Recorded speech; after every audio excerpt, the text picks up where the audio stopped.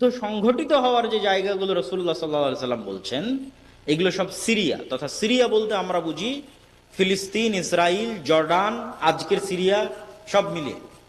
তো এই যুদ্ধ সংঘটিত হবে সিরিয়াতে।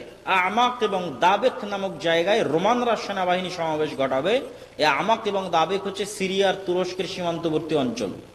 আর গুতা নামক জায়গায় মুসলমানদের হেডকোয়ার্টার হবে, এটা হচ্ছে দেমাস্কের নিকটবর্তী অঞ্চল।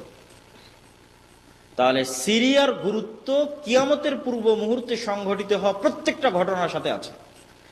এখানে আরো একটি বিষয় আপনাদের মনে রাখতে হবে, কেন সিরিয়ার গুরুত্ব আছে। এই জন্য গুরুত্ব আছে যে মক্কা এবং মদিনা ফিতনা থেকে মাহফুজ, এমনকি দাজ্জালের ফিতনা পর্যন্ত মক্কা মদিনায় প্রবেশ করবে না। তাহলে মক্কা এবং মদিনায় মারামারি হওয়ার কোনো প্রশ্নই নাই, গন্ডগোল, যুদ্ধ বিগ্রহ হওয়ার কোনো প্রশ্নই নাই। এই জন্য রাজনৈতিকভাবে আর কোনোদিন রাজধানী মক্কা মদিনায় ফিরে যায়নি।